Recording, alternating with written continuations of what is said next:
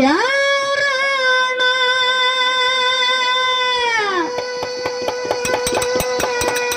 ಹೌದು ಹೌದು ಬೇರೆ ಮಾಯಕ ಸೌಂಡ ಏನ್ ಹೇಳ್ತಾರ ಹಾಡು ಚಾಲು ಮಾಡೋಲೇನ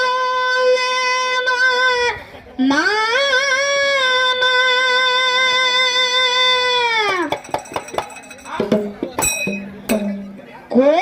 ಕೋಂತ ಕೇಳರೆ ಕಥನ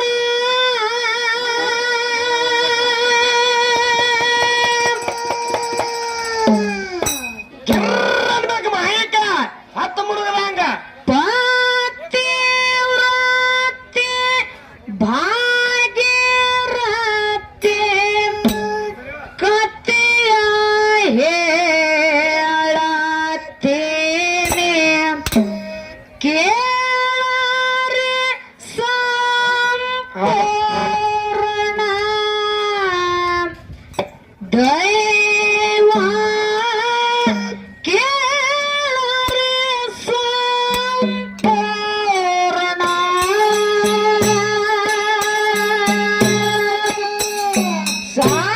ಸಾಬದಾಗ ಶರಣ ಮಾಡಿದ ನಾನ ಕೋಂತ ಕೇಳರೆ ಕಥನ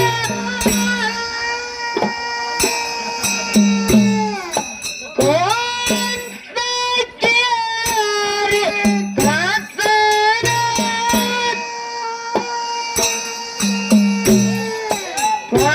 ಪತಿವ್ರತೆ ಭಾಗ್ಯರತೆ ಕಥೆಯ ಹೇಳತ್ತೇನೆ ಕೇಳರೆ ಸಂಪೂರ್ಣ ದೈವ ಕೇಳರೆ ಸಂಪೂರ್ಣ ಏ ಕನ್ನಡ ನಾಡಿನ ಹೆಣ್ಣು ಮಕ್ಕಳಿಗೆಲ್ಲ ಕೈ ಮುಗಿದು ಹೇಳ್ತೀನ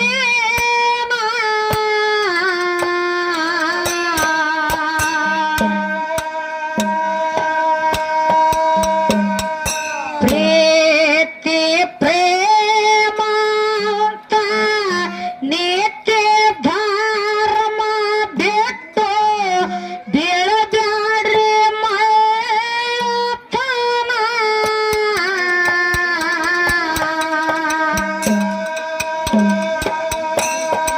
ಏ ಸುಳ್ಳು ಮಾತಲ್ಲ ಕಳ್ಳ ಕರಗುವಂತ ನಡೆದ ಸತ್ಯ ಘಟನ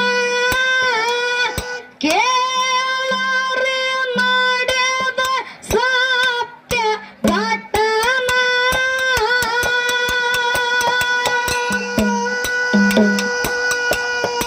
ಏ ಕಲ್ಲನ ಕೇರ್ಯಾಗ ಮಲ್ಲಣ್ಣ ಗೌಡರದು ದೊಡ್ಡ ಮನೆತನ ಸಾಕಷ್ಟು ಎತ್ತವರಿಗೆ ಸೇರಿತಾನ ಸಾಬಾಗ ಶರಣ ಮಾಡೋಲೇನ ಕೋಂತ ಕೇಳರೆ ಕಥನ ದೈವ ಕೋಂತ ಕೇಳರೆ ಕಥನ ಪತಿವ್ರತೆ ಭಾಗ್ಯರತೆ ಕಥೆಯ ಹೇಳತ್ತೇನೆ ಕೇಳರೆ ಸಂಪೂರ್ಣ ದೈವ ಕೇಳರೆ ಸಂಪೂರ್ಣ ಏ ಊರಿನ ಜನರ ನೀರಿನ ಸಲುವಾಗಿ ಕೆರೆ ಒಂದ ಕಟ್ಟು ಶ್ಯಾಮ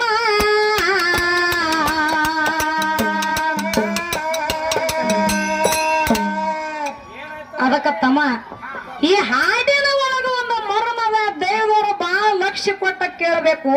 ಅಂತ ಮರಮ ಏನದಿದ್ರಾಗ ಕಲ್ಲನ ಕೇರಿ ಒಳಗ ಮಲ್ಲನ ಗೌಡ ಅಂತೇಳಿ ಊರು ನಡೆಸ್ಕೊಂಡು ಹೋಗುತ್ತಿದ್ದ. ಅವಾಗ ಏನಾಯ್ತವ ಆ ಊರು ಜನರಿಗೆ ಬರಗಾಲ ಬಿದ್ದಿತ್ತು, ನೀರು ಕುಡಿಲಾಕ ಸಿಗುತ್ತಿತ್ತಿಲ್ಲ.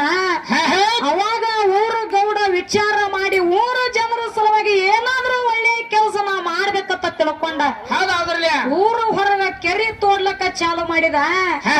ಆ ಕೆರಿ ಎಷ್ಟೇ ಗುಂಬ ಹಡ್ಡಿದ್ರು ಸಹಿತ ಒಂದು ಹನಿ ಆ ಕೆರಿ ಒಳಗ ನೀರು ಬರಲಿಲ್ಲ. ಹೌದಿವ ಬಂದಿರ್ತಕ್ಕಂತ ನೀರು ಹರ್ಕೊಂಡು ಬ್ಯಾರೆ ಕಡೆಗೆ ಹೊಂಟಿತ್ತು. ಅವಾಗ ಬಾಳ ಮನುಷ್ಯನೊಳಗ ಒಂದು ನೊಂದು ಏನ್ ಮಾಡ್ತಾನಪ್ಪ ಅಂತಂದ್ರ ಗೌಡ ಜ್ಯೋತಿಷರಿಗೆ ಬಂದ ಕೇಳ್ತಾನ. ಏನಂತ ಊರು ಜನರ ಸಲುವಾಗಿ ನಾ ಕೆರೆ ತೋಡ್ಲಕತ್ತೀನಿ, ಎಷ್ಟೇ ಗುಂಬ ಹಡ್ಡಿದ್ರು ಸಹಿತ ಕೆರೆ ಒಳಗ ಒಂದು ಹನಿ ನೀರು ಬೀಳಲ್ಲ ಆಗ್ಯಾವು. ಅದಕ್ಕೆ ಏನ ಕಾರಣದ ನೋಡಿರತ್ತ ಕೇಳ್ದ ಕೂಡಲಿ ಅವಾಗ ಜ್ಯೋತಿಷಿಗಾರ ಹೇಳ್ತಾನ. ಏನಂತ ಹೇಳಿವ ಮಾತ ಆ ಕೆರೆಗೆ ನೀರು ಬರ್ಬೇಕಾದ್ರ ನಿಮ್ಮ ಮನಿ ಹಿರಿಯ ಸೊಸಿನ ಆ ಕೆರೆಗೆ ಬಲಿ ಕೊಡ್ಬೇಕಂತ ಹೇಳಿ ಜ್ಯೋತಿಷಿಗಾರ ಹೇಳದ. ಅವಾಗ ಏನಾಯ್ತು ಅವಾಗ ಮಲ್ಲನಗೌಡ ದುಃಖ ಮಾಡುತ್ತಾ ಮನಿಗೆ ಬರ್ತಾನ. ಮನಿ ಒಳಗ ಬರುವಷ್ಟ್ರಾಗ ಗೌಡತಿ ಬಾಗಿಲೊಳಗ ನಿಂತಿದಳು. ಹೌದೌದ್ರಲ್ಲ ಗೌಡ್ರ ಕಣ್ಣಿನೊಳಗ ನೀರು ನೋಡಿ ಗೌಡರಿಗೆ ಕೇಳ್ತಾಳ. ಏನಂತ ಕೇಳ ಗೌಡ್ತಿ ನಮ್ಮ ನಿಮ್ಮ ಮದುವೆಗೆ 30 ವರ್ಷ ಆಯ್ತು, ಯಾವಾಗೂ ಕಣ್ಣ ನೀರು ಬಂದಿಲ್ಲ, ಒಂದು ದಿವಸ ನಿಮ್ಮ ಕಣ್ಣಿನೊಳಗ ಒಂದು ಹನಿ ನೀರು ನಾಡಿ ನೋಡಿಲ್ಲ, ಇವತ್ತಿನ ದಿವಸ ಯಾಕೆ ಅಳ್ಳಾಕತ್ತೀರ ಅಂದ ಕೂಡಲಿ ಅವಾಗ ಗೌಡ ಹೇಳ್ತಾನ. ಏನಂತ ಹೇಳಿದ ಮಾತ ಊರು ಜನರ ಸಲುವಾಗಿ ಕೆರೆ ತೋಡಕತ್ತೀನಿ, ಕೆರೆಗೆ ನೀರು ಬರ್ಲಾರ ಸಲುವಾಗಿ ಜ್ಯೋತಿಷ್ಯರಿಗೆ ಹೋಗಿ ಕೇಳದ ಕೂಡಲೇ ಜ್ಯೋತಿಷ್ಯಗಾರರು ಆ ಕೆರೆಗೆ ನೀರು ಬರಬೇಕಾದ್ರೆ ಹೌದು ನಿಮ್ಮ ಮನಿ ಹಿರಿಯ ಸೊಸೆನ ಬಲಿ ಕೊಡ್ಬೇಕಂತೇಳಿ ಜ್ಯೋತಿಷಿಗಾರ ಹೇಳ್ಯಾನ. ಹೆಂಗ ಮಾಡೋದತ್ತಿ ಹೇಳಿ ದುಃಖ ಮಾಡಿ ಗೌಡ ಅಳತಿದ್ದ. ಅವಾಗ ಗೌಡತಿ ಗೌಡ್ರಿಗೆ ಹೇಳ್ತಾಳ. ಏನಂತ ಹೇಳವ ಗೌಡ್ರ ಮನಿ ಹಿರಿಯ ಸೊಸೆಪ್ಪ ಅಂತಂದ್ರ ನಡಗಂಬ ಇದ್ದಂಗ. ಹೌದೌದ್ರಲ್ಲ ಯಾವುದೇ ಹಿರಿಯ ಕೆಲಸ ಮಾಡ್ಬೇಕಂದ್ರ ಮನೆಯಾಗ ಹಿರಿಯ ಸೊಸೆ ಬೇಕು ಅಂತೇಳಿ ಹಿರಿಯರು ಹೇಳ್ತಾರ. ಹೌದಿವ ಆ ಹಿರಿಯ ಸೊಸೆನ ನಾವು ಬಲಿ ಕೊಡೋದು ಬೇಡ, ನಮ್ಮ ಮನಿ ಒಳಗ ಕಿರಿ ಸೊಸೆ ಅದ ಅಕ್ಕಿನ ಬಲಿ ಕೊಡೋಣ ಅಂತೇಳಿ ಗೌಡತಿ ಗೌಡ ಮಾತಾಡ್ತಿದ್ರು. ಅವಾಗ ಇದು ಭಾಗೀರಥಿ ಕಿವಿಗೆ ಬತ್ತು, ಸಣ್ಣಕ್ಕಿ ಕಿವಿಗೆ ಬತ್ತು. ಅವಾಗ ದುಃಖ ಮಾಡುತ್ತಾ ದೇವರಿಗೆ ಬೈತಾಳ. ಏನಂತ ಭಗವಂತ ನನ್ನ ಮದುವೆಗೆ 1 ತಿಂಗಳಾಗಿಲ್ಲ, ನನ್ನ ಸುಖ ಗಂಡಗೆ ಸಿಕ್ಕಿಲ್ಲ, ಗಂಡನ ಸುಖ ನನಗೆ ಸಿಕ್ಕಿಲ್ಲ. ಹೌದೌದ್ರಲ್ಲ ಒಂದೇ ತಿಂಗಳದೊಳಗ ನನಗ್ ಕರ್ಕೊಳಕತ್ತಿಲ್ಲಪ್ಪ, ಇದು ಎಂತ ಶಿಕ್ಷೆ ನನಗ ಕೊಟ್ಟೆ ಅಂತೇಳಿ ಭಾಗೀರಥಿ ಭಗವಂತಗ ಬೈತಿದಳು. ಅವಾಗ ಬೈದು ಆಗಿದ್ದ ಆಗ್ಲತ್ತ ತಿಳ್ಕೊಂಡ ಅತ್ತಿ ಮುಂದೆ ಹೋಗಿ ಕೇಳ್ತಾಳ. ಏನಂತ ಅತ್ತಿಯವರ ನನ್ನ ಮದುವೆಯಾಗಿ 1 ತಿಂಗಳಾಯ್ತು, ತಾಯಿ ತಂದಿನ ನೋಡುವ ಆಸೆ ಆಗೈತಿ, ಹೋಗಿ ನೋಡ್ಕೊಂಡ್ ಬರ್ತೀನಿ ಅತ್ತಿಯವರ ತವ್ರ ಮನೆಗೆ ಹೋಗಿ ಬರ್ತೀನಿ ಅಂತ ಹೇಳಿ ಭಾಗೀರಥಿ ಕೇಳಿ ಯಾವ ರೀತಿಯಾಗಿ ತಾಯಿ ತಂದೆ ಮುಂದೆ ಏನೇನು ಹೇಳ್ತಾಳ ಅಂತಕ್ಕಂಥದ್ದು ಮುಂದೆ ಕೇಳು. ಹೇಳು ಊರಿನ ಜನರ ನೀರಿನ ಸಲುವಾಗಿ ಕೆರೆ ಒಂದ ಕಟ್ಟ ಶಾನ,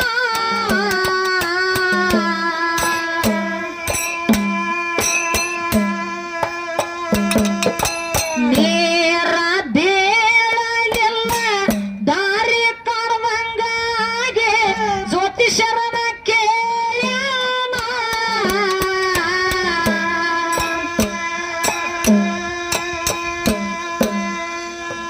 ಏ ಭಾರವಾದ ಮನುಷ್ಯಂದ ಜ್ಯೋತಿಷ ಹೇಳ್ಯಾನ, ಮಾಡುತ್ತ ಚಿಂತೆಯನ ಜ್ಯೋತಿಷಗಾರ ಮಾಡುತ್ತ ಚಿಂತೆಯನ.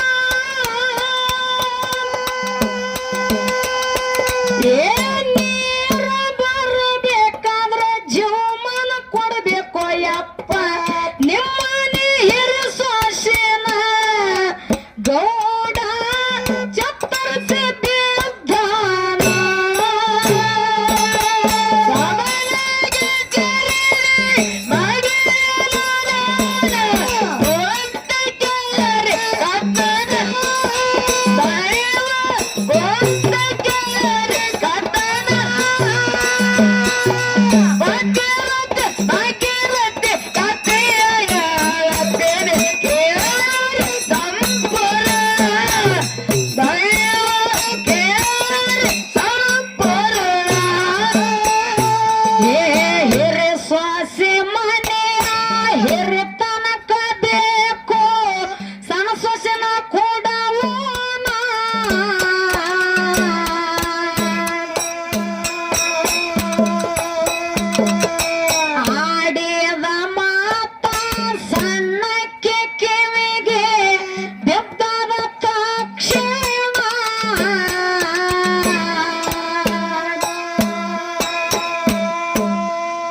ಏ ಜೀವ ಹೋಗುದು ನೋಡಿ ದೇವರಿಗೆ ಬೈತಾಳ ಇದು ಎಂತ ಶಿಕ್ಷೆಯನ ಭಗವಂತ ಕೊಟ್ಟಂತ ಶಿಕ್ಷೆಯನ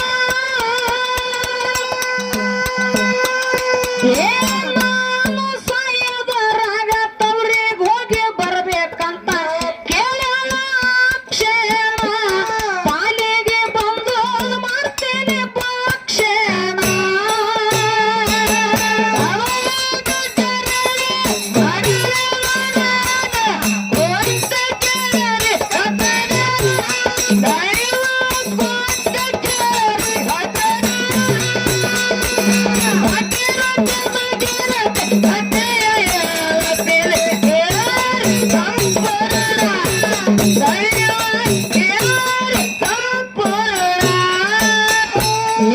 ಕಣ್ಣಾಗ ನೀರು ತಗಲು ಸಣ್ಣಾಗಿ ಬಂದಾಳ ತವರ ಮನೆಯ ತಾನ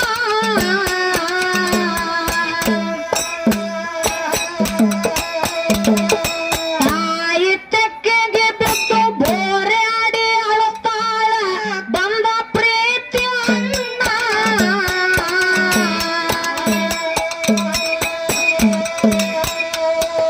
ಕುರ್ಚಿ ಮ್ಯಾಗ ಕುಂದರಿಸಿ ಎಲ್ಲಾರು ಕೇಳ್ತಾರ ಮುಖ ಯಾಕಾಗ್ಯದ ಸಣ್ಣ ಬಾಬು ನಂದು ಮುಖ ಯಾಕಾಗ್ಯದ ಸಣ್ಣ ಏ ನನ್ನತ್ತೆ ನನ್ನ ಮಾವ ಬ್ಯಾರೆ ಕೊಡ್ತಾರ ಅಂತ ಹೇಳ ಸುಳ್ಳವನ ಹಡದವರ ಮುಂದ ಹೇಳ ಸುಳ್ಳವನ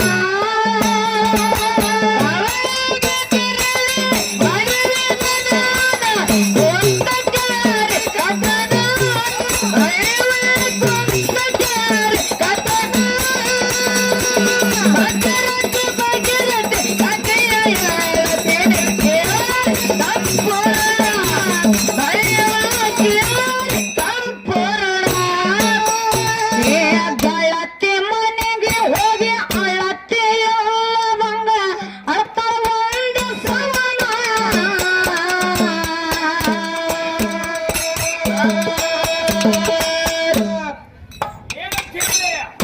ಅವ್ರ ಮನೆಗೆ ಹೋದ ಕಾಲಕ್ಕ ತಾಯಿ ತಂದೆ ಎಷ್ಟೇ ಕೇಳಿದ್ರು ತಾಯಿ ತಂದೆ ಮುಂದೆ ಏನು ಹೇಳಿರ್ಲಿಲ್ಲ ಅಣ್ಣ ಬಂದ ಕೇಳ್ತಾನ ತಂಗಿ ಏನಾಗ್ಯದ ನನ್ನ ಮುಂದೆ ಹೇಳಂದ ಕೂಡ್ಲಿ ಅವಾಗ ಅಣ್ಣನ ಮುಂದೆ ಹೇಳ್ತಾಳ ಸುಳ್ಳ ಮಾತ ಏನಂತ ಹೇಳುವ ಸುಳ್ಳ ನನ್ನ ಮದುವೆಗೆ ಒಂದು ತಿಂಗಳಾಗಿಲ್ಲ ಒಂದೇ ತಿಂಗಳದೊಳಗ ನನ್ನ ಅತ್ತೆ ನನ್ನ ಮಾವ ಊರು ಜನರು ಕೂಡಿಕೊಂಡು ನನಗ ಬ್ಯಾರಿ ಮಾಡಿ ಕೊಡ್ಲಾಕತ್ತಾರಣ್ಣ ಹೆಂಗ ಮಾಡುತ್ತೆ ಅಣ್ಣನ ಮುಂದೆ ಹೇಳಿದಳು ಅವಾಗ ಅಣ್ಣ ತಂಗಿಗೆ ಹೇಳ್ತಾನ ಏನಂತ ಹೇಳ ತಂಗಿ ಊರು ಜನರು ಎಲ್ಲಾರು ಕೂಡಿಕೊಂಡು ನಿನ್ನ ಅತ್ತೆ ನಿನ್ನ ಮಾವ ಕೂಡಿಕೊಂಡ ಬ್ಯಾರಿ ಮಾಡಿ ಕೊಡಾಕತ್ತಿದ್ರ ಸಂತೋಷದಿಂದ ಬ್ಯಾರಿ ಆಗು ನಿನಗ ಏನು ಕಡಿಮೆ ಬೀಳ್ತದ ಅದನ್ನ ನಾ ತಂದು ಕೊಡ್ತೀನಿ ಅರ್ಧ ಆಸ್ತಿ ನಿನ್ನ ಪಾಲಿಗೆ ಹಸ್ತೀನಿ ಅಂತೇಳಿ ಅಣ್ಣ ಹೇಳ್ದಕ್ಕರೆ ತಂಗಿಗೆ ಸಮಾಧಾನ ಆಗಲಿಲ್ಲ ಹೌದ್ರಲ್ಲ ಅವಾಗ ದುಃಖ ಮಾಡುತ್ತಾ ತವ್ರ ಮನಿ ಬಿಟ್ಟ ಬರ್ತಿರ್ತಾಳ ಬಾಲ್ಯದ ಭಾಗ್ಯರಥಿ ಗೆಳತಿ ಬಂದ ಕೇಳ್ತಾಳ ಏನಾಗ್ಯದತ್ತ ಹೇಳ್ತಾಳ ಏನಂತ ಅವಾಗ ಕೇಳಿದ ಕೂಡಲೇ ಗೆಳತಿ ಮುಂದೆ ಏನು ಸತ್ಯ ಹೇಳ್ತಾಳ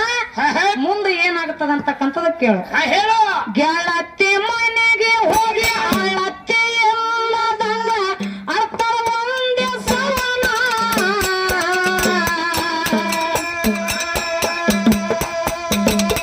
ಸಣ್ಣಾಗಿ ಕೇಳ್ತಾಳ ಕಣ್ಣಾಗ ನೀರು ಯಾಕ ರಂದಿಸಿ ಭಾಗವನ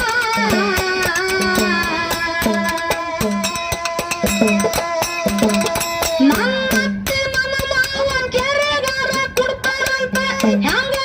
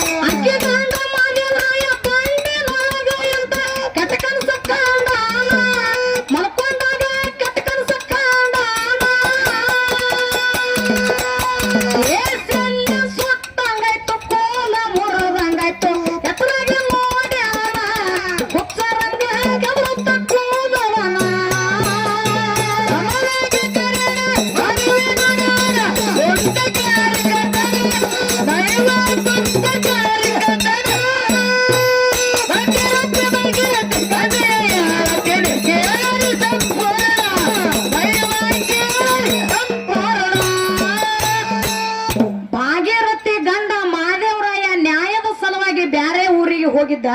ಅವಾಗ ಮಲ್ಕೊಂಡ ಸಂದರ್ಭದಾಗ ಕನಸಿನೊಳಗ ಶಲ್ಯ ಸುಟ್ಟಂಗಾಗಿತ್ತು, ಕೋಲು ಮುರಿದಂಗಾಗಿತ್ತು.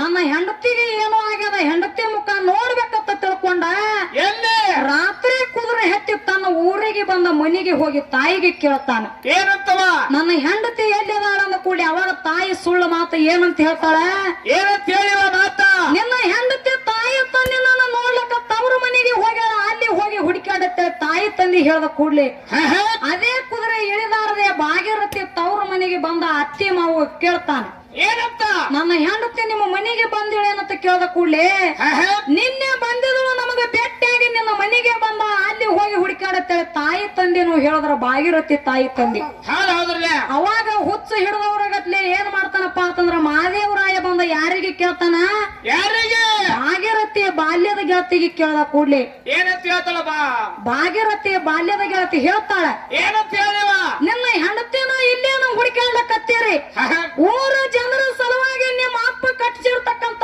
ಕೆರೆ ಒಳಗೆ ಜಿಗಿದ ಪ್ರಾಣ ಕೊಟ್ಟಾಳ, ಅಲ್ಲಿ ಹೋಗಿ ಹುಡುಕ್ರಿ, ಅಲ್ಲಿ ಹೋಗಿ ಹುಡುಕಾಡ್ರಿ ಅಂತೇಳಿ ಮಹಾದೇವರಾಗ ಹೇಳ್ದ ಕೂಡ್ಲಿ ಹತ್ತಿದ ಕುದುರೆ ಇಳಿಲಾರದೆ ಬಂದ ಕೆರೆ ಒಳಗ ಮುಳಿಗೆ ಮುಳಿಗೆ ಹುಡುಕಾಡ್ತಾನ. ಭಾಗೀರಥಿ ಹೆಂಡತಿ ಸಿಗಲಿಲ್ಲ. ಅವಾಗ ದುಃಖ ಮಾಡುತ್ತ ಕೆರೆ ಮ್ಯಾಗ ನಿತ್ತು ಒಂದು ಮಾತು ಹೇಳ್ತಾನವ, ಏನಂತ ಹೇಳಿವ ಮಾತ ಸತಿ ನಾ ಮನಸ್ಸು ಮಾಡಿದ್ರ ನಿನ್ನಂತ 10 ಮದುವೆನ ಆಗಬಹುದಾಗಿತ್ತು, ಹೌದ್ರಲ್ಲ ಅಷ್ಟು ಶ್ರೀಮಂತಿಕೆನೂ ನನ್ನ ಹತ್ರ ಐತಿ, ಊರ ಜನರ ಸಲುವಾಗಿ ನಮ್ಮ ಅಪ್ಪ ಕಟ್ಟಿಸಿರ್ತಕ್ಕಂತ ಕೆರೆ ಒಳಗ ನೀ ಊರ ಜನರ ಸಲುವಾಗಿ ಪ್ರಾಣ ಕೊಟ್ಟಿದಪ್ಪ ಅಂತಂದ್ರ ನಿನ್ನ ಅಂತ ಸತಿ ಜಗತ್ತದೊಳಗ ಯಾರು ನನಗ ಸಿಗುದಿಲ್ಲ, ಹೌದವ ನೀವ್ ಹೋದ ಮೇಲೆ ನಾ ಹೆಂಗ ಇರ್ಲಿತ್ತೇಳಿ ಅದೇ ಕೆರೆ ಒಳಗ ಅವನು ಜಿಗದ ಪ್ರಾಣ ಕೊಟ್ಟ. ಇಲ್ಲ ನಮ್ಮ ಮಾತು ಏನು ಹೇಳುದಪ್ಪ ಅಂತಂದ್ರ ಏನ್ ಹೇಳುದವ ಮಾತ ಜಗತ್ತದೊಳಗ ಹೆಣ್ಣಿನಕ್ಕಿಂತ ಗಂಡನು ಶ್ರೇಷ್ಠ ಇಲ್ಲ, ಗಂಡಿನಕ್ಕಿಂತ ಹೆಣ್ಣನು ಶ್ರೇಷ್ಠ ಇಲ್ಲ. ಹೌದ್ರಿವ ಇವು ಎರಡೂ ಒಂದು ನಾಣ್ಯದ 2 ಮುಖಗಳಿದ್ದಂಗ ಅದಾವು, 2 ಕಣ್ಣುಗಳಿದ್ದಂಗ ಅದಾವು ಅಂತಕ್ಕಂತ ಮಾತು ಸಭಾದಾಗ ಕೈ ಎತ್ತಿ ಹೇಳುವಂತ ಮಾತೈತಿ. ಹೌದವ ಆದ್ರೂ ಕೂಡ ಇವತ್ತಿನ ದಿವಸ ಈ ಕವಿಗಾರರ ಕವಿ ಒಳಗ ಏನು ತಿಳಿಸ್ಯಾರ, ಏನ್ ತಿರ್ಸ್ಯಾರ ಹೆಣ್ಣಿಗೆ ಜಗದ ಕಣ್ಣು ಅಂತ ತಿಳಿಸ್ಯಾರ, ಯಾವ ರೀತಿಯಾಗಿ ತಿಳಿಸ್ಯಾರ ಅಂತಕ್ಕಂಥದ್ದು ಮುಂದಕ್ಕೆ ಕೇಳು. ಹೇಳುವ ಬೆತ್ತಾಲೆ ಕುದುರೆ ಹತ್ತಿ ಓಡಿಸುತ್ತೆ ಬಂದು ಕೇಳನ ತಾಯಿನ,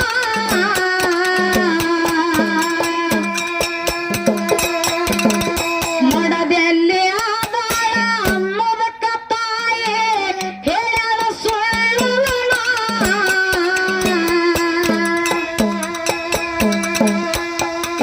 ತವರಿಗೆ ಹೋಗ್ಯಾಳ ಅನ್ನೋದಕ್ಕ ಕುದುರೆ ಹತ್ತನ ಕ್ಷಣ, ಕೇಳರೆ ಹತ್ತನ ಕ್ಷಣ,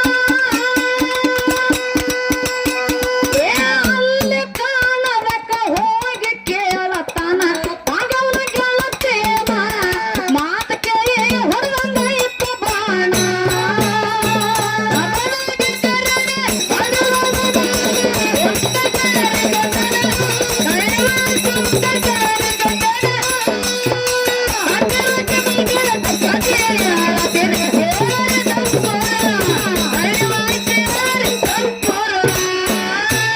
ಹತ್ತಿದ ಕುದುರೆ ಇಳಿದಾರದೆ ಬಂದು ನಿಂತನ ಕೆರೆಯ ತಾಣ,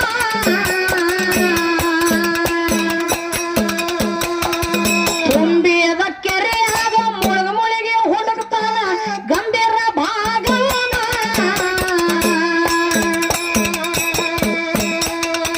ನೀನೆ ಹೋದ ಮೇಲೆ ನಾನೇ ಕಿರುವುದು ಒಂದು ಜಿಗದ ಬಿಟ್ಟನ ಪ್ರಾಣ, ಕಲ್ಲು ಕಟ್ಟುಕೊಂಡು ಜಿಗದ ಬಿಟ್ಟನ ಪ್ರಾಣ, ಮನಸ್ಸು ಮಾಡಿದರ ಮದುವೆ ಆಗ್ಬಹುದಿತ್ತು, ಎಂತ 10 ಹೆಣ್ಣ ಸಾಕಷ್ಟು ಇತ್ತಂದ ಸಿರಿತ